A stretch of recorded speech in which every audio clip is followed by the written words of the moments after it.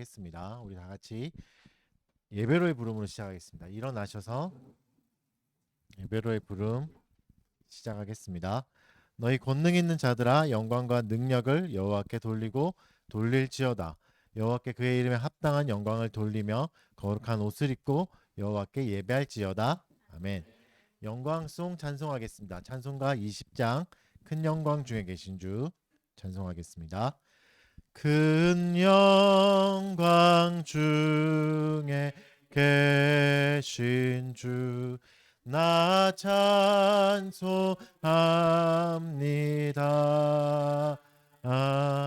영원히 계신 주 이름 나 찬송합니다.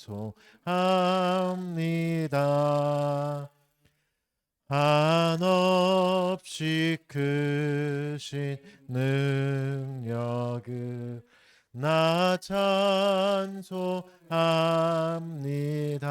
찬송합니다. 참되고 미쁜 그 언약 나 찬송합니다. 온 천지 창조하시던 그 말씀 힘이 있어 영원히 변치 않는 주 나 믿사옵니다. 그 온유하신 주 음성 날 불러주시고 그 품에 품어 주시니 나 찬송합니다. 아멘. 사도신경으로 우리의 신앙을 고백하겠습니다. 전능하사 천지를 만드신 하나님 아버지를 내가 믿사오며 그 외아들 우리 주 예수 그리스도를 믿사오니 이는 성령으로 잉태하사 동정녀 마리아에게 나시고 본디오 빌라도에게 고난을 받으사 십자가에 못 박혀 죽으시고 장사한 지 사흘 만에 죽은 자 가운데서 다시 살아나시며 하늘에 오르사 전능하신 하나님 우편에 앉아 계시다가 저리로서 산 자와 죽은 자를 심판하러 오시리라. 성령을 믿사오며 거룩한 공회와 선도가 서로 교통하는 것과 죄를 사하여 주시는 것과 몸이 다시 사는 것과 영원히 사는 것을 믿사옵나이다. 아멘. 자리에 앉으시고 십계명 교독하겠습니다. 주보에 나와 있죠. 출애굽기 17장 1절부터 17절까지 한 절씩 교독하시면서 주보를 참고하시면 됩니다. 제가 한 절 읽고 여러분이 한 절 읽고 마지막 절은 같이 읽도록 하겠습니다. 하나님이 이 모든 말씀으로 말씀하여 이르시되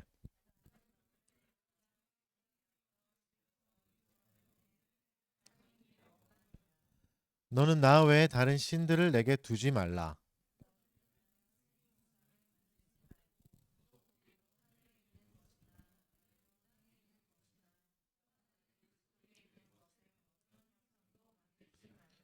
그것들에게 절하지 말며 그것들을 섬기지 말라. 나 내 하나님 여호와는 질투하는 하나님인즉 나를 미워하는 자의 죄를 갚되 아버지로부터 아들에게로 3, 4대까지 이르게 하거니와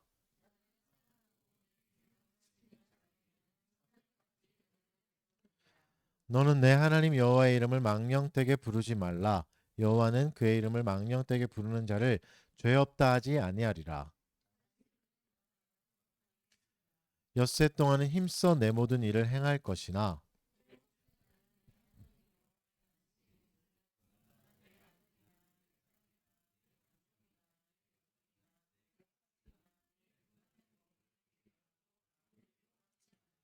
이는 엿새 동안에 나 여호와가 하늘과 땅과 바다와 그 가운데 모든 것을 만들고 일곱째 날에 쉬었음이라. 그러므로 나 여호와가 안식일을 복되게 하여 그날을 거룩하게 하였느니라.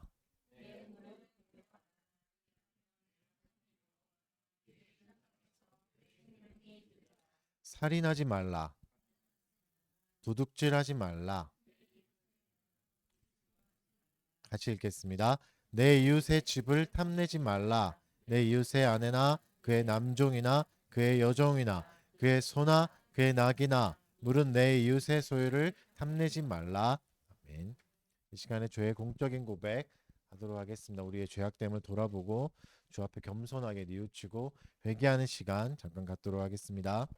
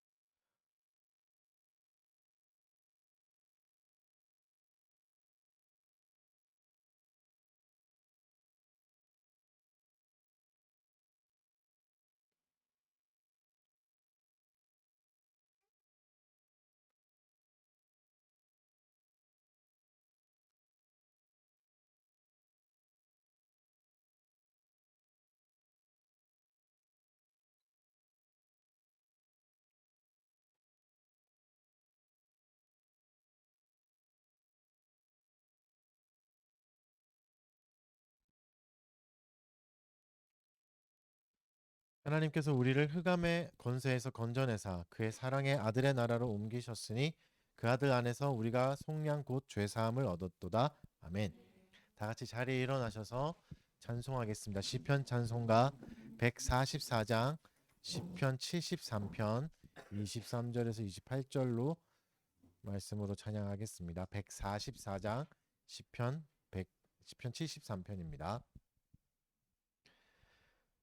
내가 항상 주와 함께 동행하올 때에 주님께서 내 오른손 붙드셨나이다. 나를 주의 교훈으로 늘 인도하시고 후일에는 영광으로 날 영접하시리.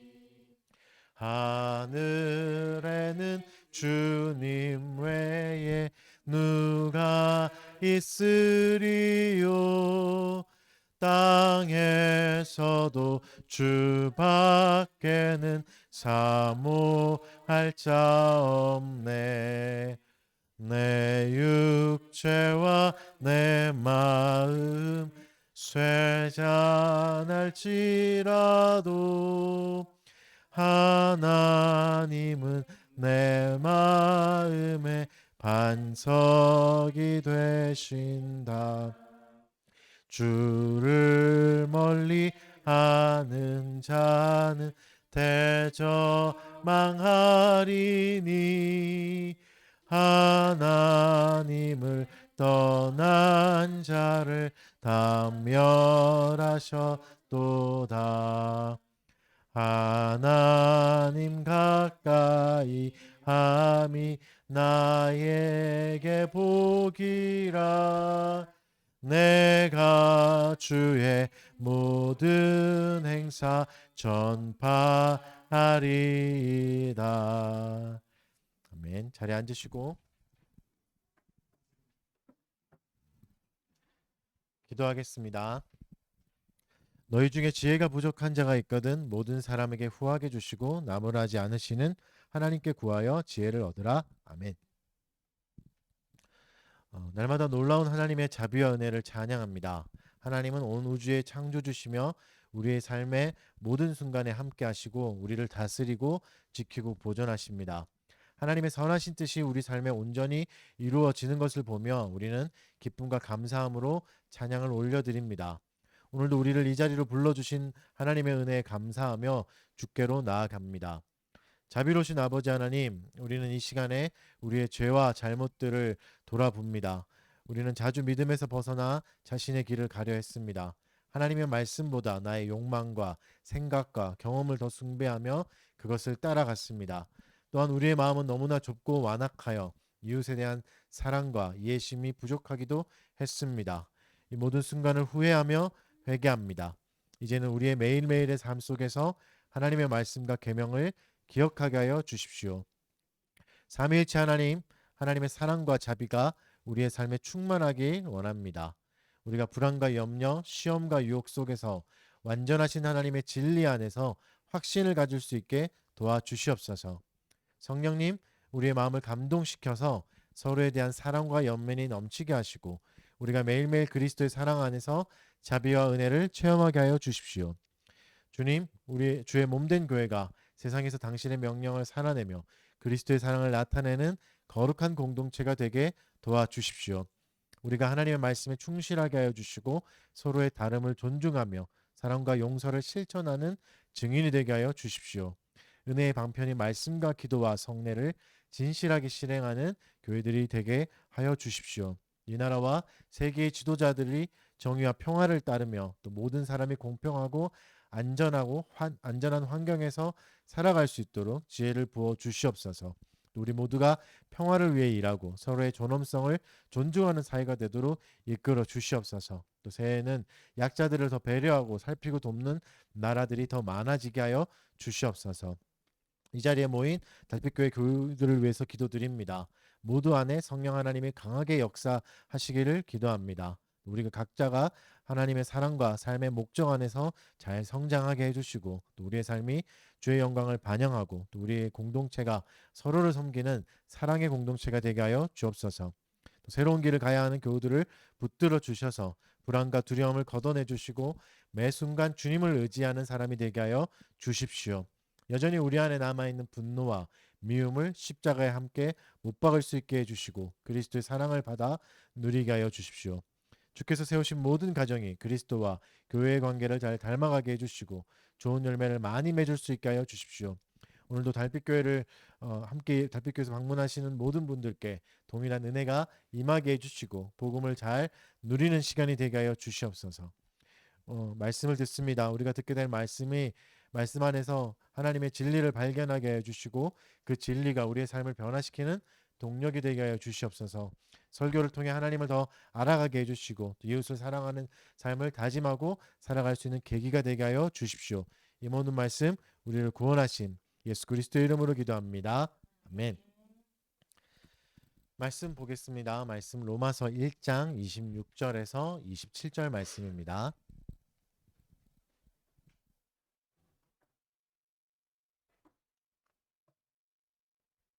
로마서 1장 26절에서 27절 말씀, 두 절 말씀 제가 한번 봉독해 드리겠습니다. 이 때문에 하나님께서 그들을 부끄러운 욕심에 내버려 두셨으니 곧 그들의 여자들도 순리대로 쓸 것을 바꾸어 영리로 쓰며 그와 같이 남자들도 순리대로 여자 쓰기를 버리고 서로 향하여 음욕이 부릴 듯하며 남자가 남자와 더불어 부끄러운 일을 행하여 그들의 그릇 때문에 상당한 보응을 그들 자신이 받았느니라. 아멘. 네, 오늘은 성경이 말하는 결혼과 가정 다섯 번째 시간입니다. 이제 사랑과 진리 안에서 동성애에 대한 교회 응답이라는 제목 가지고 말씀을 전하도록 하겠습니다. 오늘은 이제 동성애라는 주제를 좀 살펴보려고 합니다. 네, 결혼과 가정을 얘기하는데 왜 동성애가 나오는가? 이제 사실 이제 동성애를 바르게 이해하는 것은 결혼과 가정의 연장선상에서 이해해야 바르게 이해할 수 있기 때문입니다. 이제 현재 이제 교회 안에서는 한국은 그렇지 않지만 이제 뭐 한국도 점점 많아지고 있는데 동성애에 대해서 이제 의견이 굉장히 다양해지고 있습니다. 크게 보면 두 가지로 나눌 수 있겠죠. 찬성과 반대로 나눌 수 있는데 극단적으로 이제 두 부류를 나누면 여전히 극렬하게 반대하는 무리들이 있고 또 그 반대는 옹호하면서 이제 교회 지도자로도 이제 세우기 시작하는 그런 무리들도 있습니다. 그러니까 교회 안에서도 이 해석들이 굉장히 다양해진 거죠. 일치가 안 됩니다. 그 사이에서 이제 우리가 어떤 선택을 해야 되는지 그 성경에서 어떻게 말씀하시는지를 좀 찾아보고 또 반대 사람들은 어떻게 해석하는지도 좀 보면서 동성애에 대해서 알아보도록 하겠습니다. 그러니까 동성애가 결혼과 가정의 연장선이라면 동성애를 비교할 원형도 결국 뭐겠습니까? 가정의 원형인 교회와 그리스도입니다. 그러니까 계속해서 말씀드리는 게 교회와 가정, 가정과 교회, 가정, 결혼과 가정의 원형은 교회와 그리스도의 관계입니다. 이게 계속 핵심이고, 이 관계를 기준으로 우리가 모든 결혼 안에서 발생하는, 가정 안에서 발생하는, 그리고 가정 밖에서 발생하는 문제들을 살펴봐야 됩니다. 오늘 설교는 그래서 크게 네 가지를 살펴보겠습니다. 성경이 말하는 동성애를 신구약에서 나오는 부분을 살펴보고, 또 성경 이외의 자료에서 말하는 동성애 그 1세기 당시에 살펴보고, 그리고 동성애가 왜 죄가 되는가, 왜 나쁜가, 죄인가에 대해서 살펴보고, 또 교회 안에서 동성애자를 만났을 때 어떻게 해야 되는가, 이거를 한번 알아보도록 하겠습니다. 먼저 성경은 동성애를 어떻게 말하는가. 사실 이제 성경 전체를 보면 동성애를 말하는 부분이 그렇게 많지 않습니다. 이제 넓게 보면 한 20군데 정도 된다 보시면 되겠죠. 이렇게 성경이 훨씬 더 많은 주제를 다루고 있는데 20군데라면 생각보다 많지 않은 거죠. 그러니까 성경은 왜 그렇게 많지 않은가? 동성애를 다루는 책은 아니기 때문입니다. 성경의 목적이 뭐죠? 하나님을 계시하는 책이지, 이제 우리가 살아가는 방편들을 알려주는, 뭐 방법을 알려주는, 부자 되는 법을 알려주거나 그런 책은 아닌 거죠. 그래서 작은 분량으로 언급하고 있습니다. 그래서 이제 뭐라고 이제 계속해서 동성애만 외칠 수는 없는 거죠. 성경의 분량으로 보면. 그렇죠? 그리고 작은 분량이지만 사실 한결같습니다. 해석은 한결같습니다. 엄격하게 죄라고 말씀하고 계십니다. 이제 구약에서 이제 동성애를 살펴보면 가장 유명한 게 소돔과 고모라죠. 그러니까 소돔과 고모라는 이제 동성애를 나타내는 명사형이 될 정도로, 영어로 하면 명사형이 될 정도로 정통적인 이제 동성애 사건이고, 또 레위기의 성결법이 나옵니다. 직접적으로 언급하시는 거죠. 소돔과 고모라를 먼저 보면 성경에서 찾을 수 있는 최초의 동성애의 흔적이 여기서 나오죠. 아브라함이 있었고 아브라함의 조카 롯이 있었죠. 롯이 살던 지역이 소돔과 고모라였습니다. 예, 지금으로 보면 대도시인 거죠. 가장 좋았던 그 당시에 이제 5개의 도시, 아드마 스보임 뭐 이렇게 모여있던 5개의 도시가 있던 곳이었는데, 비옥한 연안 도시였습니다. 바닷가가 가까이 있으니까 무역도 활발했고 이제 가장 비옥했던 도시죠. 이제 창세기 18장 19장에서 이제 소돔과 고모라 이야기가 나오는데, 18장에서 처음 등장할 때 하나님이 뭐라고 말씀하시냐면 소돔과 고모라의 죄악이 무거워서 심판하시겠다 하면서 시작합니다. 그러면서 이제 소돔과 고모라가 등장하고 두 천사를 보내시죠. 나그네의 모습으로, 그러니까 사람의 모습을 했던 것 같고 또 남자의 모습을 했던 것 같습니다. 그렇게 이제 롯의 집에서 그 두 천사를 대접하는데 사람들이 이제 몰려오는 거죠. 그 성경의 표현을 보면 노소를 막론하고 몰려왔다고 합니다. 그러니까 늙은이도 오고 젊은이도 오고 에워싼 거죠. 그리고 이제 어떻게 말하죠? 내게 온 사람을 이끌어내라. 그 손님들 끌어내라. 밖으로 나와라. 우리가 그들을 상관하리라. 라는 표현을 씁니다. 협박하죠. 상관하리라는 이제 성관계를 말하는 단어입니다. 관계를 맺다. 우리도 그렇게 하듯이 이제 상관하다는 성관계를 하는 거죠. 그러니까 집단적으로 사람이 모여서 나그네와 성관계를 하겠다 하고 이제 얘기하는 겁니다. 그리고 젊은이와 늙은이까지 다 모여가지고 그러니까 만연했다는 걸 알 수 있겠죠. 물론 이제 이 부분도 다른 해석들이 있습니다. 동성애가 아니다. 그러니까 그냥 집단 강간을 하려고 했던 거다. 집단 강간을, 이것도 뭐 동성애가 아니긴 하지만 문제가 되는 거죠. 그래서 이제 미수가 되는데, 그렇게 해석할 수 있지만 사실은 이제 남자가 왔고, 물론 남자라는 언급이 없기 때문에 여자로 모습으로 왔다 뭐 이렇게 주장할 수도 있긴 해요. 그러나 이제 유다서에서 보면 정확하게 소돔과 고모라의 죄를 지적하고 있습니다. 유다서 1장 7절을 읽어드릴게요. 소돔과 고모라와 그 이웃 도시들도 그들과 같은 행동으로 음란하며 다른 육체를 따라가다가 영원한 불의 형벌을 받음으로 거울이 되었느니라. 다른 육체를 따라갔다고 나오죠. 그러니까 동성애가 맞는 거죠. 다른 육체가 뭐죠? 상호 보완적인 남녀가 아니라, 남녀는 다른 육체가 아니라 상호 보완적인 육체입니다. 오히려 남남과 여여가 다른 육체가 되는 거죠. 성경은 그렇게 말씀하시는 겁니다. 그리고 또 다른 표현도 있습니다. 손님 대접을 제대로 하지 않아서 화가 나서 사람들이 왔다. 그래서 손님 대접하려고 온 거다. 파티해 주려고 온 거다. 이렇게 이제 해석하기도 하죠. 근데 그것도 이제 뭐 설득력이 없는 게, 그 전부터 이제 죄가 많았다는 언급이 있고, 그리고 롯이 어떻게 내주죠? 손님 때문에 화가 났다면 손님을 내줬을 텐데 딸을 내주겠다고 하잖아요. 딸을 내주고 이걸로 풀어라 하는 걸 보니까 손님 대접과는 전혀 상관없어 보입니다. 그래서 동성애가 만연했다, 이 해석이 좀 타당한 해석들입니다. 레위기에는 이제 정통적으로 또 이렇게 표현이 나옵니다. 아예 노골적으로 나옵니다. 레위기 18장 22절 읽어드릴게요. 너는 여자와 동침함 같이 남자와 동침하지 말라. 이는 가증한 일이라. 가증한 일이라는 표현을 쓰십니다. 그리고 레위기 20장 13절에도 누구든지 여인과 동침하듯이 남자와 동침하면 둘 다 가증한 일을 행함인즉 반드시 죽일지니 자기의 피가 자기에게로 돌아가리라. 그러니까 성결법을 말하는 장입니다. 18장과 19장, 20장 성결법을 말하는데 명확하게 금지하는 겁니다. 근데 뭐 아까도 말씀드렸죠. 여전히 이제 교회 안에서 동성애자들도 지도자로 서잖아요. 그러면 성경에 이렇게 나와 있는데 어떻게 설 수 있는가? 그러니까 해석을 달리 하는 거죠. 이걸 이제 어떻게 해석하냐면 시민법으로 해석하는 겁니다.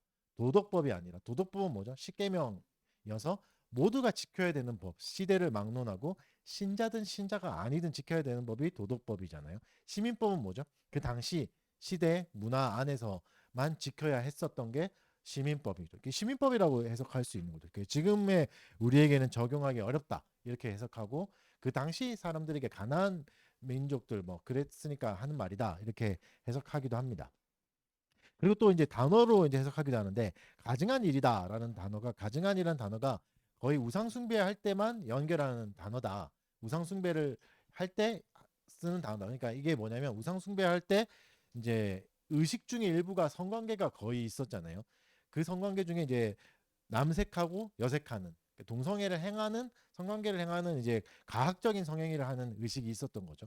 그래서 이건 그걸 말하는 거다. 그러니까 좁게 해석하는 겁니다. 우상을 숭배할 때 일어나는 성관계를 금지하신 거다. 그걸 나쁘다고 하신 거지 전반적인 동성애를 금지하신 건 아니다. 이렇게 해석하기도 하는 거죠. 하지만 이것도 이제 뭐 설득력이 좀 떨어질 수 있는 게 반론에 있는 게 이 가증한이라는 단어가 하나님이 어디도 쓰시냐면 우상숭배만 붙여서 쓰시지 않습니다. 도덕적으로 악한 일들, 도덕적으로 용납이 안 되는 일에도 가증한이라는 단어를 붙여서 사용하십니다. 그래서 우상숭배만이 아닌 거죠. 우상숭배 때 일어나는 어, 동성애를 말하는 게 아닙니다. 그래서 동성애를 보시면 아시겠죠? 해석 다른 측은 동성애 부분을 굉장히 줄입니다. 특정한 경우에 일어나는 동성애를 말하는 거다. 하지만 이제 보수적인 측은 전반적인 행위다. 이를 이제 말하고 있는 거죠. 신약으로 가면 로마서가 대표적입니다. 로마서에는 1장 26절 오늘 본문이었죠. 우리 한번 같이 읽어보겠습니다. 오늘 본문은 로마서 1장 26절 27절 한번 읽어보겠습니다. 시작.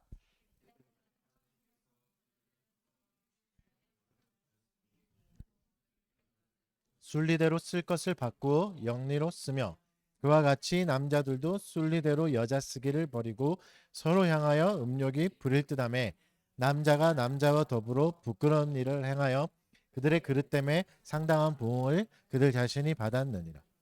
오늘 본문이기도 하죠. 이제 인류가 하나님을 버린 결과 중에 하나로 맺힌 열매가 동성애다. 이렇게 말씀하고 계십니다. 물론 여기도 다른 해석들이 있습니다. 좁게 또 해석하는 거죠. 여기서는 이제 동성애 성향 자체를 금지하는 게 아니라 동성애 행위를 금지하는 거죠. 그러니까 동성애를 느낄 수 있다. 그건 괜찮다. 그러니까 행위를 하면 안 된다. 이걸 좀 더 좁게 말하는 겁니다. 하지만 이제 성경은 훨씬 더 엄격하게 동성애를 단죄하고 있습니다. 로마서 1장 32절 보면 읽어드릴게요. 그들이 이 같은 일을 행하는 자는 사형에 해당한다고 하나님께서 정하심을 알고도 자기들만 행할 뿐 아니라 또한 이러한 일을 행하는 자들을 옳다 하느니라. 사형에 해당한다는 말은 레위기에서 하신 말씀이잖아요. 그러니까 레위기에서 하셨던 말씀이 여전히 연속성이 있다. 신약에도 말씀하시는 거죠. 그게 시민법이 아니었다. 도덕법이다. 신약에도 계속해서 지켜야 된다. 근데 더 무서운 거는 그런 일을 행할 뿐만 아니라 행하는 자들을 옳다 하는 사람들, 묵인하는 사람들, 그냥 가만히 있는 사람들도 똑같다라고 더 무섭게 말씀하시는 겁니다. 그러니까 훨씬 넓은 범위의 동성애를 말씀하시는 겁니다. 이게 안 된다라고 말씀하시죠. 그러면서 이제 고린도 전서에도 이 동성애에 대한 언급이 나옵니다. 근데 고린도 교회는 잘 아시다시피 성적으로 굉장히 문란했던 교회입니다. 성적 부도덕성이 뭐 이상한 관계들이 정말 많았던 교회죠. 불미스러운 성적 스캔들이 많았죠. 거기서도 이렇게 말씀하십니다. 고린도전서 6장 9절 10절에서 읽어드리겠습니다. 불의한 자가 하나님의 나라를 유업으로 받지 못할 줄을 알지 못하느냐.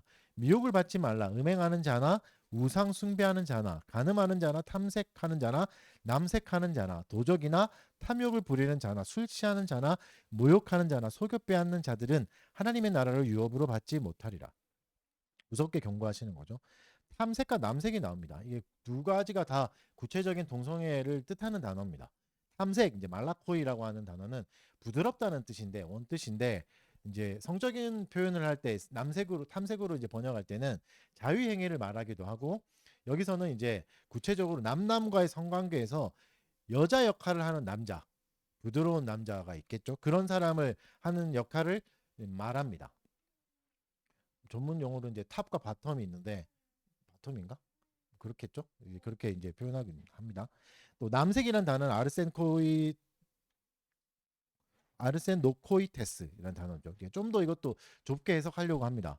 그 당시 이제 유행했던 로마 시대에 가장 유행했던 게 성인 남성과 나이 많은 남자들과 어린 소년과의 성관계가 굉장히 이제 유명했습니다. 많이 이제 영화에도 보면 그런 모습들이 자주 볼 수 있죠. 그러니까 그런 관계를 말하는 거다라고 좁게 해석하기도 합니다. 로마서이니까 로마에 있었던 그런 어린이를 착취하는 성관계를 말한다. 그러니까 착취적 성관계만 금지한 거라 이제 해석하는 거죠. 뭐 그럴 수도 있다고 봅니다. 여기는. 그러나 이제 성경 전체와는 맞지 않는 해석인 거죠. 계속해서 또 살펴보겠습니다. 디모데전서 1장 9절과 10절을 제가 읽어드릴게요. 알 것은 이것이니 율법은 옳은 사람을 위하여 세운 것이 아니요 오직 불법한 자와 복종하지 아니하는 자와 경건하지 아니하는 자와 죄인과 거룩하지 아니한 자와 망령된 자와 아버지를 죽이는 자와 어머니를 죽이는 자와 살인하는 자며 음행하는 자와 남색하는 자와 인신매매를 하는 자와 거짓말하는 자와 거짓 맹세하는 자와 기타 바른 교훈을 거스르는 자를 위함이니. 그러니까 동성애를 이제 대놓고 이제 꾸짖고 있습니다. 결국은 뭐와 연결되냐면 동성애는 7계명을 위반하는 겁니다. 간음하는 거죠. 간음이라고 이제 해석하고 있습니다. 그런데 한번 생각해 봅시다. 여러분 동성애를 쭉 이제 살펴봤는데 표정이 다 안 좋으시잖아요. 기분이 안 좋죠? 동성애를 언급하면. 왜냐하면 이제 이성애자들은 동성애란 죄를 거의 짓지 않습니다. 이런 죄에 빠질 사실 염려가 없죠. 동성애를 해라 해도 잘 안 되죠. 왜냐하면 동성애 자체를 역겹게 생각합니다. 굉장히 역하게 생각하고 괴롭죠. 남자가 붙어 있다는 것만 상상으로도 더럽게 여기고 괴롭습니다. 그렇죠? 그러니까 하나님이 이상하게 동성애에 관해서는 이런 감정을 남겨놓으신 겁니다. 남겨놓으신 거죠. 그래서 동성애란 죄를 짓지 않는 거죠. 근데 이 부분을 잘 사용하셔야 됩니다. 이 감정을 어떻게 사용하나? 대부분 이 감정을 어떻게 사용하죠? 동성애자한테 갑니다. 동성애를 하는 사람들, 동성애 성향이 있는 사람들에게 그 감정이 향하게 되죠. 그러나 그렇게 취급하면 안 됩니다. 잘 보십시오. 디모데전서에서 말하는 이 동성애는 대등한 구절로 연결되어 있습니다. 뭐와 연결되어 있죠? 동성애와 똑같은 수준으로 뭘 말하죠? 불법을 행하는 것, 불순종, 불경건, 부모를 공경하지 않는 것, 살인하는 것, 음행하는 것, 인신매매, 거짓말, 거짓맹세까지 똑같다라고 말씀하고 계시는 거죠. 이 말은 무슨 말이죠? 내가 동성애를 생각할 때 일어나는 격한 감정들을 여기도 똑같이 적용해야 된다는 말입니다. 그러니까 사실 잘못 쓰시고 있는 겁니다. 이 동성애에서 일어나는 역한 감정을 나의 거짓말과 연결해야 되고 나의 불경건과 연결해야 되고 거짓맹세와 불법 행하고 불순종과 연결해야 되는데 그것과 연결하진 않고 저 더러운 놈들, 저 악한 놈들 이렇게만 연결하는 거죠. 이 감정만 유독 하나님이 남겨주신 거는 그렇게 하라고 남겨주신 건 아니겠죠. 그래서 여러분 그래서 불법은 쉽게 행하죠. 거짓말은 쉽게 행하고 불경건은 쉽게 행합니다. 그렇죠? 예배를 제대로 드리지 않는 것, 예배를 뭐 비웃는 불경건은 아무렇지 않아 합니다. 이것도 근데 똑같이 동성애만큼 역겹다고 말씀하고 계시는 겁니다. 하나님 보시기에 그 죄가 네가 지금 느끼는 동성애 관계와 똑같다. 무섭게 경고하고 계시는 거죠. 우리가 느끼지 못할 뿐이지 하나님은 불경건과 거짓말을 똑같이 여기고 계시는 겁니다.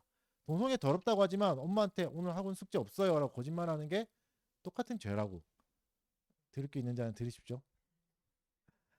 그러니까 이 역경은 어디로 향해야 되죠?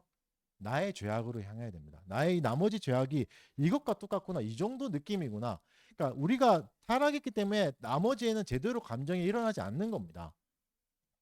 그러니까 잘못된 대상으로 향하면 마녀 사냥만 집중하게 되고 누가 동성애자 이거 찾기만 하고 정죄할 사람들 비난할 사람만 찾게 되는 거죠. 다음으로 성경 이외의 자료들은 짧게 살펴보겠습니다. 여기도 이제 계속해서 이제 고대 문서들도 동성애를 비판하면서 묘사합니다. 유대 문헌들은 뭐 대부분 그렇겠죠. 그렇고 이제 유대인 역사가 유명한 요세푸스도 동성애를 비판적으로 묘사하고 있습니다. 그 외에도 플라톤도 그리스 철학자 플라톤도 동성애를 비판합니다. 그 당시 이제 만연했던 플라톤 시대에도 그리스 시대에도 어린 남성과 나이 많은 남성의 성관계가 굉장히 많았고 비난을 많이 했었고 플라톤은 이제 이유를 댑니다. 왜 그러냐? 종의 번성에 기여하지 못한다. 그렇기 때문에 나쁜 것이다라고 말한 거죠. 그러니까 생산하지 못하니까 말한 거. 사실 성경과 가장 가까운 원인을 잘 말한 게 플라톤입니다.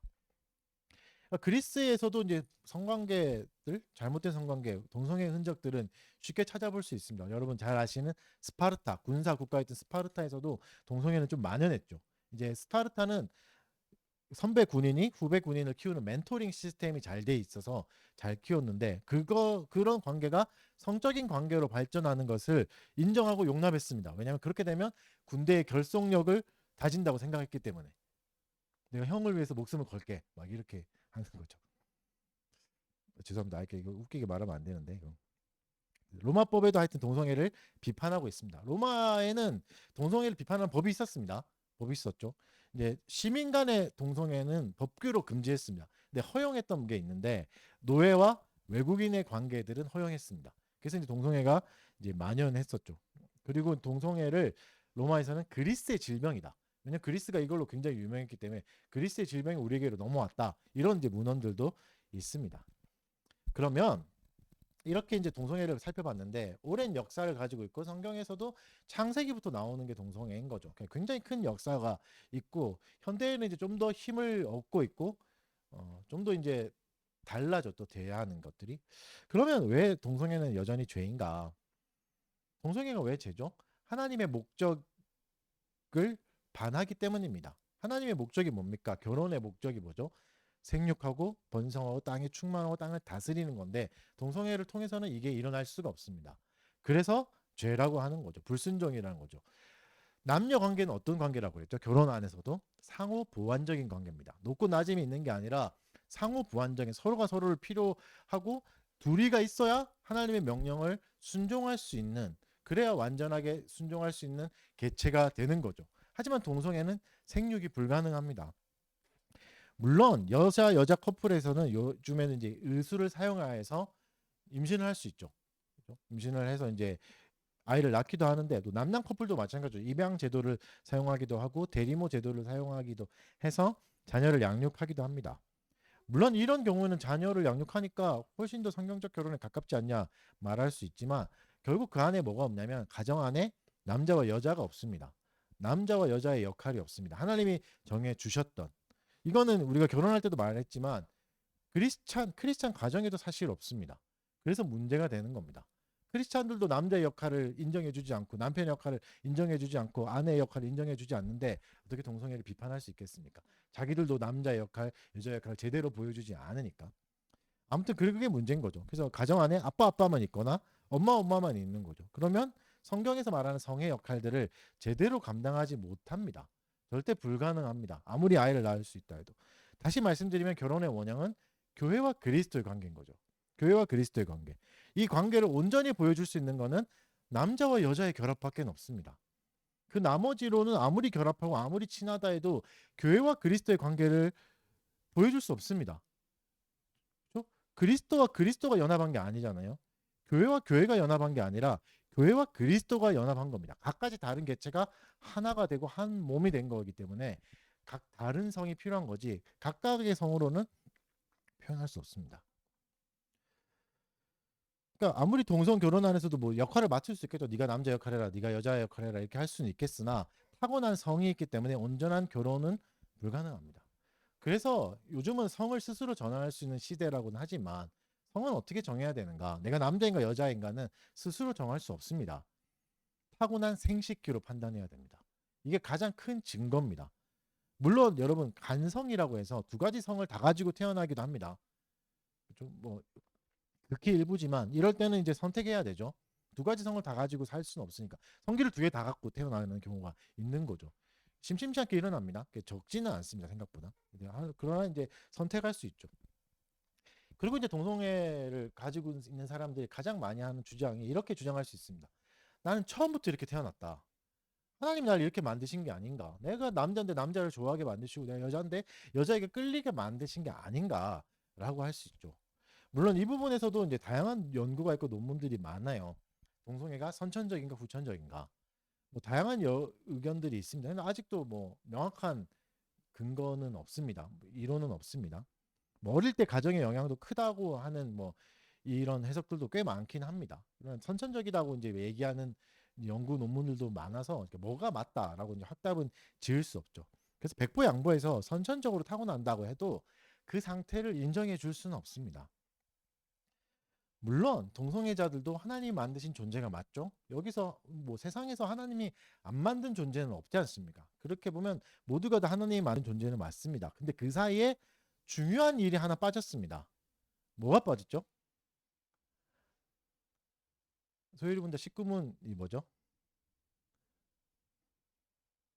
타락이죠. 타락이 빠졌습니다. 그죠?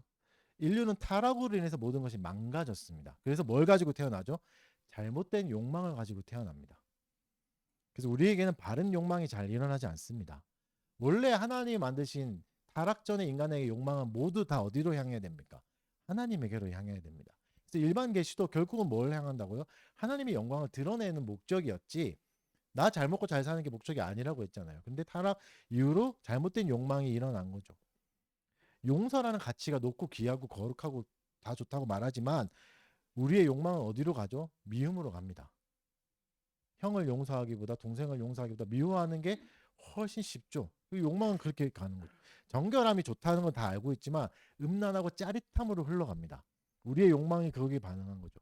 세상은 타락하였고 하나님의 심판 아래 놓여 있기 때문에 그렇습니다. 그래서 잘못된 성향을 타고 태어날 수 있습니다. 그렇다고 하나님이 그렇게 만드신 건 아닌 거죠.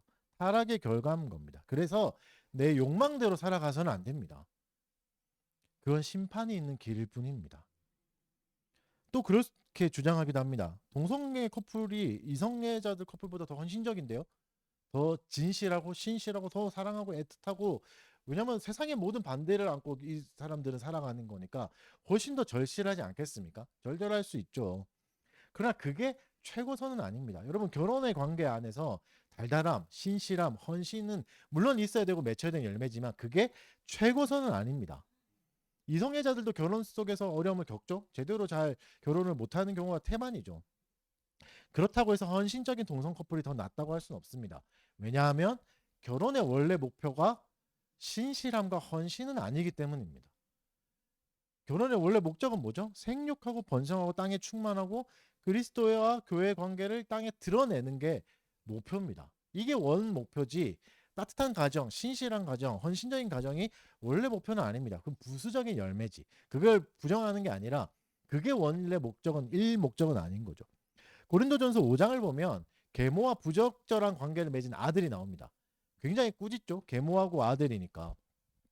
근데 어떻게 묘사하죠? 그들의 관계가 얼마나 헌신적이었는지, 이들이 진짜 진실하게 사랑했는지는 말하지 않습니다. 그걸 기준으로 삼지 않습니다.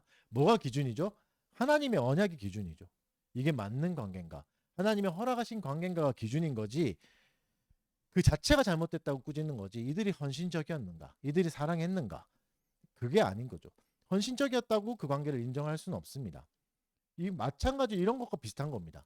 서로를 끔찍하게 아끼고 서로를 너무 사랑하는 조폭이 있는 거죠. 그렇다고 해서 이들은 너무 사랑하니까 서로 사랑하잖아요. 이들은 용서해 줍시다. 이럴 수 없는 거죠. 그렇죠? 그러니까 서로를 죽기까지 사랑해서 내가 진짜 너 우리 가족을 너무 사랑해서 나는 전세 사기 100번을 할 거야. 막 이렇게 하는 사람은 너무 가족을 사랑했으니까 너무 진실했으니까 자녀를 키우게 노력했으니까 용서해 줍시다. 말이 안 되는 거죠. 죄인이 아무리 아름답고 헌신적인 관계를 만든다 해도 불법적인 관계 안에서 아무리 아름답다고 해도 봐줄 수 없습니다. 원래 안 되는 거기 때문에. 불륜이 아무리 신실하고 아름답다고 해도 결혼 밖의 성관계이기 때문에 안 되는 겁니다. 그렇죠? 그걸로 판단해서는 안 된다. 마찬가지로 여러분 교회도 이걸 적용하셔야 됩니다. 가끔 오해할 수 있는데 교회도 신실함이나 서로에 대한 친밀감이 좋은 교회의 기준이 되어서는 안 됩니다. 교회 최종 목표가 서로 허물없이 지내는 게 아니라는 거죠. 이게 최종 목표는 아닙니다. 물론 그런 열매가 맺힐 수 있고 맺히는 게 좋죠. 그렇게 가야 되겠지만 그게 올바른 교회 기준이 아닙니다. 보이는 기관으로서의 교회는 어때야 됩니까? 대요리문답에 뭐라고 말하죠? 고개를 들라. 하나님이 말씀하신 기능이 제대로 실행되어야 된다. 이렇게 말하고 있잖아요. 교회가 하나님의 돌보심을 받고 있고 모든 시대에서 보호받고 있고 보존되고 구원의 일반적인 수단을 누리는 게 참된 교회다라고 대요리 문답에서 말합니다. 다른 말로 하면 뭐죠? 은혜의 방편이 제대로 실행되고 바르게 누리는 게 참된 교회다. 이걸로 교회를 판단해야 된다. 이게 기준이다라고 말씀하시는 거죠. 따뜻함과 사랑 충만한 부수적인 열매입니다. 이게 먼저가 돼야 된다라고 말하는 거죠. 그래서 여러분 따뜻하고 헌신적인 공동체가 좋긴 하죠. 그러나 그게 교회를 대신할 수는 없습니다. 아 여기가 교회보다 더 따뜻한데 여기가 더 헌신적인데요 해도 그걸 교회라고 할 수는 없습니다. 원래 목적은 아니니까 헌신적인 동성 커플이 결혼 관계를 대신할 수는 없습니다. 그럼 예수님은 어떻게 말씀하셨는가? 실제로 예수님은 동성애에 대한 직접적인 언급은 안 하셨습니다. 그래서 동성애자들이 하는 신학을 옹호하는 분들이 이제 하는 것 중에 하나가 예수님은 그러지 않으셨다. 반대하지 않으셨다고 말씀하시지만 마가복음에 보면 힌트가 좀 있습니다. 마가복음 7장 20절에서 23절 제가 한번 읽어드릴게요. 또 이르시되 사람에게서 나오는 그것이 사람을 더럽게 하느니라. 속에서 곧 사람의 마음에서 나오는 것은 악한 생각과 곧 음란과 도둑질과 살인과 간음과 탐욕과 악독과 속임과 음탕과 질투와 비방과 교만과 우매함이니 이 모든 악한 것이 다 속에서 나와서 사람을 더럽게 하느니라. 여기서 뭐라고 말씀하시냐면 음란을 말합니다. 이 음란과 그리고 간음을 말씀하시죠. 음란과 간음이 뭐죠? 결국 결혼 밖의 성관계가 다 음란이고 다 간음입니다. 결혼 밖의 성관계를 죄라고 말씀하고 계시는 겁니다. 이런 것이 더럽다고 말씀하시죠. 동성애도 결국 뭐죠? 결혼 밖의 성관계입니다. 그래서 간음이 되고 음란이 되는 거죠. 여러분 결혼의 반대편에 동성애가 있는 게 아닙니다. 결혼의 반대편에 뭐가 있죠? 딱 하나밖에 없습니다. 독신밖에 없습니다. 결혼 이외에는 독신밖에 없습니다. 그 사이에 다른 게 있거나 다른 대안이 있지 않습니다. 다른 대안은 다 뭐죠? 다 음란함이고 간음이다라고 말씀하고 계시는 겁니다. 하나님이 정해주신 길은 딱 두 가지밖에 없습니다. 그러면 네 번째로 교회 안에 있는 동성애자들은 어떻게 대해야 되는가? 먼저 동성애자라면 교회 안에 나를 두심을 감사해야 됩니다. 사실 교회 안에서 잘 발견하기 어려운데 동성애에게 오늘 본문은 뭐라 말씀하시죠? 내리신 심판이 가장 무서운 게 뭐죠? 내버려 두시는 겁니다. 부끄러운 욕심대로 내버려 두시는 겁니다. 무슨 말이죠?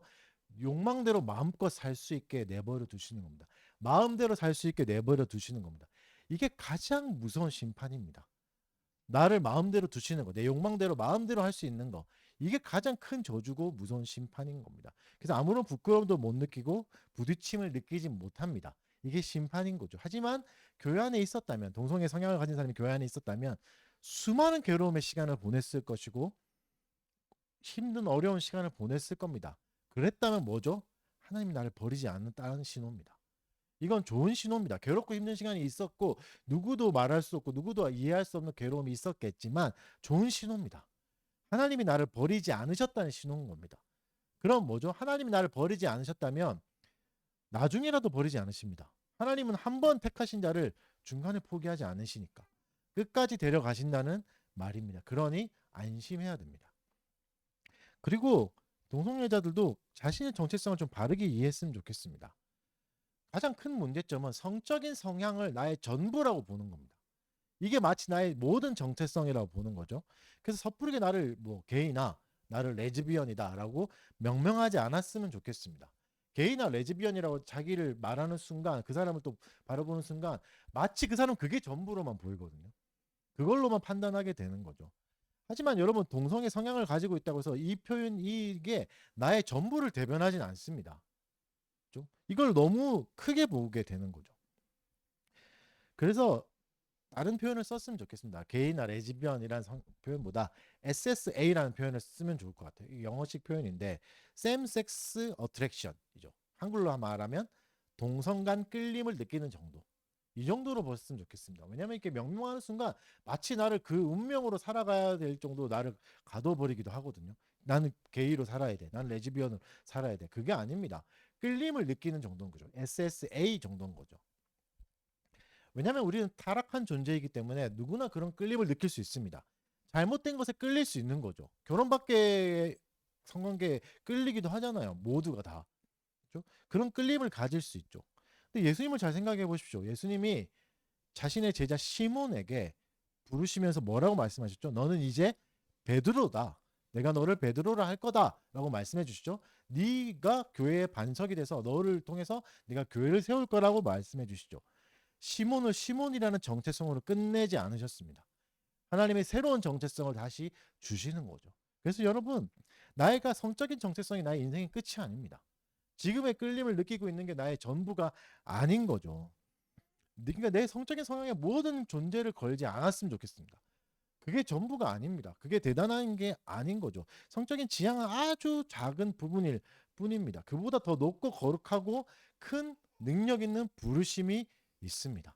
그걸 믿고 따를 때 베드로는 자격 없었지만 베드로가 됐습니다. 여전히 연약하고 두려웠지만 베드로가 됐죠. 하나님이 부르시면 그 정체성대로 살게 되는 겁니다. 그걸 믿으셔야 되는 거죠. 동성애자를 교회로 부르셨다면 하나님은 그를 포기하지 않았다는 말이고 구원하기로 작정하셨다고 봐야 됩니다. 그러니 스스로 저주하시면 안 됩니다. 물론 그의 삶에서 깊은 씨름은 계속될 거고 엎치락뒤치락 하는 싸움은 계속 있을 겁니다. 그러나 기쁜 소식은 하나님은 고통 속에 있는 자들을 결코 실망시키지 않으십니다. 고통 속에서 견뎌내는 사람들에게, 치열함 속에 사는 사람들에게 반드시 평화를 주시고 치유를 허락해 주십니다. 동성애 성향을 느끼는 사람이라면 계속 기도하고 은혜를 구하셔야 됩니다. 그리고 마음이 열린다면 공동체의 도움을 구해야 됩니다. 왜냐하면 이건 혼자 싸우긴 어려운 싸움입니다. 그래서 동역자들이 필요합니다. 지난주에 말씀드렸던 독신의 은사를 혼자 지키기는 어렵습니다. 혼자 사는 삶이지만 더불어 살아가야 독신의 은사를 지킬 수 있고 완성할 수 있지. 똑같이 동성애 성향을 느끼는 사람도 공동체가 필요합니다. 이것 없이 혼자 이겨낼 수는 없습니다. 그래서 그에게는 올바른 교회가 필요합니다. 여러분, 교회는 최종 면접장이 아닙니다. 내가 가서 최고의 좋은 상태를 보여야 되고 가장 좋은 것만 말해야 되고 마치 아주 작은 업적도 부풀려 가지고 내가 이렇게 대단한 일주일을 살았어요라고 말하는 곳이 아닙니다. 그건 교회를 오해하시는 겁니다. 나를 포장하는 곳이 아닙니다. 여기만 오시면 앞으로 최고의 삶을 살 수 있습니다 하고 포장하는 곳도 아닙니다. 억지로 외쳐서도 안 됩니다. 그건 교회가 아니에요. 예수님 말씀하셨던 공동체도 아니었습니다. 교회는 어떤 곳이죠? 오히려 병원이어야 됩니다. 병원은 어떤 거죠?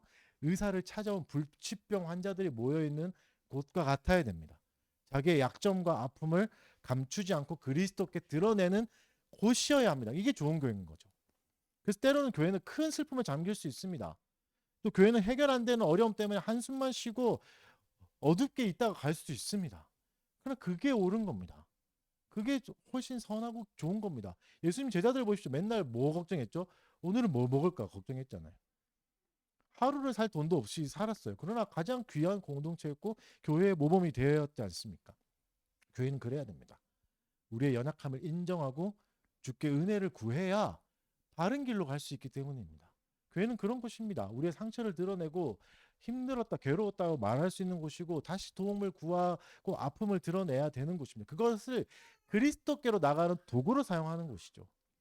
그래서 그리스도로 결론 내주고 그리스도를 외치는 곳이 교회여야 하는 거죠. 그래서 여러분, 교회는 따뜻함과 신실함이 아니라 경건함을 추구해야 됩니다. 경건함이 있습니다. 그리스도를 온전히 따르는 교회가 돼야 이런 일을 감당할 수 있죠. 그리스도가 필요하다. 그리스도를 보자. 그래도 우리가 그리스도가 있자는 소망을 가지자고 격려할 수 있는 그게 교회인 거죠. 여러분, 교회에는 언제든지 동성 간 끌림을 느끼는 사람들이 올 수 있습니다. 어떻게 대해야 되는가? 여러분, 그들에게 먼저 동성애를 죄라고 지적하는 건 옳지 않습니다. 왜 그렇죠? 똑같이 일단은 대해야 됩니다. 왜 그렇죠? 성경 전체 중에 동성애는 아주 작은 부분입니다.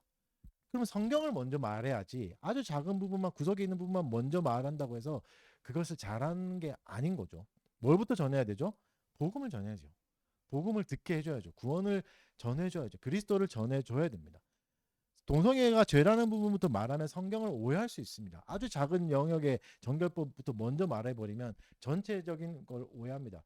그리스도인 중에 많은 사람들이 구약의 하나님 무섭다고 오해하는 것처럼 그 부분만 말하면 성경을 오해할 수 있고 하나님을 오해할 수 있습니다. 여러분 예를 들어서 동거하는 커플이 올 수도 있잖아요. 처음부터 그들의 죄를 지적할 수는 없습니다. 그것이 그들에게 도움이 되지도 않기 때문이죠. 먼저 뭘 해야 되죠? 복음을 먼저 가르쳐야 됩니다. 복음을 가르쳐야죠. 하나님의 말씀을 듣고 스스로 결정할 수 있을 때까지 도와줘야 되는 거죠. 그 시간들을 교회는 견뎌줘야 됩니다. 괴롭고 어려운 시간이죠. 저렇게 살면 안 되는데 하면서 안타까워하는 시간을 잘 견뎌줘야 한 영혼이 탄생할 수 있습니다. 회심할 수 있는 거죠. 그리고 여러분 동성 간 끌림이 있는 사람이 어떤 상태에 있는지도 이성애자들도 이해하고 있어야 됩니다. 유혹과 죄를 잘 구분해야 됩니다. 동성 간 끌림을 받는 사람은 언제든지 유혹을 받을 수 있습니다. 하지만 유혹 자체가 죄는 아닙니다. 누구나 다 유혹을 받잖아요. 우리도 다 유혹을 받잖아요. 유혹 자체는 죄가 아니죠. 유혹을 벗어나는 걸 도와줘야 되는 거죠. 그리고 여러분 잊지 마셔야 되는 게 동성 간 끌림을 느끼는 사람이 구원받았다고 해서 그 상태를 바로 벗어날 수 있는 건 아닙니다. 평생 못 벗어날 수 있습니다. 여전히 그렇게 가질 수 있습니다. 물론 회심해서 이성애자와 결혼하는 사람도 있어요. 그런 케이스가 없지는 않습니다. 그러나 모두가 다 그렇진 않습니다. 그렇다고 해서 그 사람이 구원받지 못했냐? 확언할 수 없습니다. 예수를 믿지 않았다고 여겨서는 안 됩니다. 왜냐하면 예수를 믿는다고 해서 모든 갈등과 고난에서 벗어나는 건 아니기 때문이죠. 세상은 타락했고 하나님의 심판 아래 있습니다. 그래서 의인도 이유 없는 고난을 받습니다. 그럼 그 사람이 믿음 없다고 말할 수 있습니까? 아니요, 그럴 수 없습니다. 구원받지 못해서 고난을 받는다 말할 수 없는 거죠. 동성애 끌림을 계속 느낀다고 해서 그 사람이 믿음이 없다고 단정할 수는 없습니다. 바울도 똑같은 기도를 했습니다. 자신의 육체에 가시가 있어서 하나님께 3번을 구하죠. 왜냐하면 이것을 통해서 전도가 잘 안 되니까, 복음을 전하는 일이 잘 안 되니까 3번 없애달라고 했지만 하나님 뭐라 말씀하시죠? 은혜가 족하다. 너 그걸 통해서 더 은혜를 발견할 수 있다라고 말씀해 주시고 육체의 가시를 여전히 남겨놓으십니다. 바울에게 육체의 가시를 여전히 남겨놨다고 해서 하나님께 버림받은 존재인가? 하나님이 덜 사랑한 존재인가? 절대 그렇게 말할 수 없습니다. 그래서 동성 간 끌림을 느끼는 사람도 마찬가지입니다. 평생 그 어려움을 가지고 살아갈 수 있습니다. 하지만 오히려 그것을 통해서 은혜를 추구할 수 있습니다. 은혜를 추구할 수 있게 연결해 줘야지 정죄하고 판단하고 섣불리 생각해서는 안 됩니다. 그리고 여러분 동성 간 끌림을 느끼는 사람을 신자로 부르셨다는 것은 우리에게 또 뭘 가르쳐 주시냐면 하나님의 부르심을 다시 한 번 더 가르쳐 주십니다. 우리가 영적으로 뛰어나서 우리를 부르신 게 아니구나. 내가 모든 유혹을 다 이길 수 있어서 나를 부르신 게 아니구나. 내가 뭔가 더 대단해서 나를 부르신 게 아니구나. 값없이 부르셨다는 것을 알 수 있습니다. 내가 남들보다 뛰어나서 도덕적으로 더 성결해서 나를 부르신 게 아니구나를 그를 통해 알 수 있는 거죠. 아무 자격 없는 나를 부르셨구나. 이 자체로 복음입니다. 그를 보면서 우리는 복음을 발견할 수 있는 거죠. 그래서 여러분 이게 서로가 이것을 증거로 삼아야 됩니다. 동성 간 끌림을 느낄 때마다 그리스도를 바라봐야 되고 그리스도께로 나가야 되죠. 이건 이성애자들도 마찬가지입니다. 교회의 연약함을 볼 때마다 어떻게 해야 되죠? 그리스도를 더 의지하고 그리스도께 나가야 되는 것처럼 해야 되는 거죠. 여러분 언젠간 동성애자가 교회에 올 수 있겠죠. 그리고 이제 누군가 커밍아웃을 할 수도 있겠고 그러면 어떻게 해야 됩니까? 첫 번째 반응은 그 사람에게 감사해야 됩니다. 한국 교회 안에서 한국 사회 안에서 커밍아웃 하는 것도 힘든데 한국 교회 안에서 커밍아웃을 한다는 것은 그 공동체를 목숨만큼 신뢰했다는 겁니다. 사회적 죽음이거든요. 이걸 알리는 순간. 근데 이 사람들에게 나의 생사 여탈권을 줬다는 정도의 일이어서 수많은 죽음의 고민을 넘기고 자신의 괴로움을 밝힌 것이니까 첫 번째는 감사해야 됩니다. 우리를 믿어준 거고 우리를 신뢰해 준 것이어서 감사해야 됩니다. 그리고 그 다음 뭐 해야 되죠? 위로해 줘야 됩니다. 수많은 고난의 시간을 겪었고 자기 저주의 시간을 반복했을 겁니다. 계속해서 반복하고 여러 가지 갖가지 방법을 다 찾아봤겠죠. 다른 해석들을 다 찾아봤겠죠. 그리고 위로하고 안심시켜줘야 됩니다.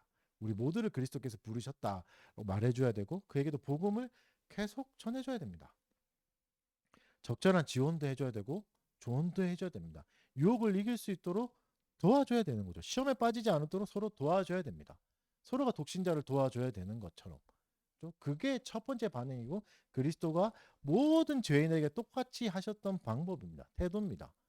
그들에게 살아갈 길을 열어주셨죠. 복음을 전해 주셨습니다. 정리하겠습니다. 그러니까 성경이 말하는 동성애에 대해서 좀 간략하게 살펴봤습니다. 그래서 이제는 우리가 주의해야 될 게 뭡니까? 태도를 조심해야 됩니다. 동성애를 좀 더 성경적인 시각으로 이해했으면 좋겠습니다. 교회와 가정이라는 연장선에서, 그리고 교회와 그리스도의 연합이라는 연장선에서 동성애를 파악하셨으면 좋겠습니다. 그리고 동성애를 특별한 죄로 취급하지 않았으면 좋겠습니다. 동성애를 통해서 느끼는 거부감을 나의 모든 죄악에 좀 적용했으면 좋겠습니다. 그래야 우리는 모든 교회 안에서 모든 죄인들을 받아들일 수 있습니다. 은혜의 방편을 잘 실행하면 됩니다. 모든 신자에게 회복과 치유의 기회가 주어지는 곳이 교회가 되어야 되는 거죠. 교회 안의 신자는 결국 자신의 죄를 붙들고 그리스도를 인정해야 됩니다. 결국 이건 모든 사람에게 똑같습니다. 누구 하나 차별함 없이 똑같은 적용입니다. 전적으로 더 그리스도를 의존해야 되고 새로운 삶을 살아가야 되고, 교회는 이것과 함께하는 공동체가 되어야 되는 거죠. 그래서 여러분, 우리의 초점은 죄를 단죄하는 게 아닙니다. 심판은 하나님께 있는 거고, 신자가 하나님께 나아가게 하는 겁니다. 그분으로 만족하고 하나님만 사랑하고 하나님만 추구할 수 있게 도와주는 게 우리가 궁극적으로 할 일인 거죠. 우리에게 동성애자가 온다면, 우리에게 불법을 행하는 자들이 온다면 그 나름대로 축복입니다. 교회에 누가 온다는 건 다 하나님이 보내신 것이지 우리의 노력과 어떠함이 아닌 거죠. 그래서 그 축복을 바르게 사용하셔야 됩니다. 그래서 어디로 이뤄야 됩니까? 경건에 이르면 됩니다. 경건과 거룩함에 이르러서 바른 교회를 세워가면 되는 것이죠. 이것을 위해서 기도하도록 하겠습니다. 세 가지를 놓고 한번 기도하겠습니다. 동성 간 끌림을 느끼는 사람을 포함한 모든 이웃들을 사랑으로 대할 수 있게 해달라고 기도해 주시고, 또 교회가 진리 안에 거하게 해주시고 경건한 공동체가 되어서 누구든지 그리스도를 만날 수 있는 교회가 되게 해달라고, 또 교회 안에 동성애자들을 위로해 주시고 상처를 치유해 주시고 또 화해의 길을 걸을 수 있게 해달라고, 그리스도의 몸으로 하나가 될 수 있게 해달라고 우리 다 같이 기도하시고 제가 마무리 기도하도록 하겠습니다.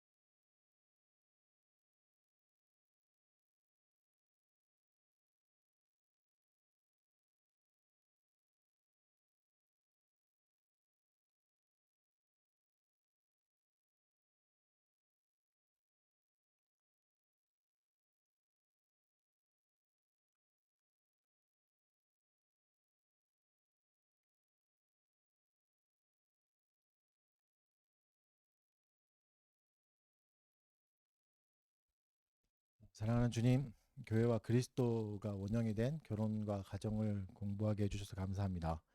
또 그 연장선 안에서 동성애자들을, 동성 간 끌림을 느끼는 사람들을 이해할 수 있게 도와주시옵소서. 하나님, 그들을 포함한 모든 이웃들에게 그리스도의 사랑으로 대할 수 있게 해주시고, 그들에게 정의와 사랑으로 그들을 이끌어서 그리스도께로 인도하는 좋은 교회가 될 수 있게 허락하여 주시옵소서.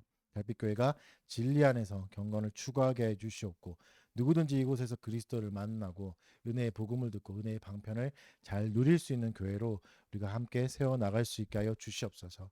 모든 교회 안에 있는 동성애자들을 위로하여 주시옵고, 또 그들의 상처를 치유하여 주셔서 그들이 그리스도와 연합되고 그리스도와 한 몸이 된 존재로서 그리스도와 함께 이 험한 세상을 잘 싸워 나가고 이겨 나가는 거룩한 자로 설 수 있도록 은혜를 내려 주시옵소서. 또 이 모든 일을 행할 수 있도록 우리에게 능력과 사랑과 또 헌신의 마음들을 허락하여 주시옵소서. 감사드리며 예수님 이름으로 기도합니다. 다 같이 자리에 일어나서 찬송하겠습니다. 시편 찬송가 39장,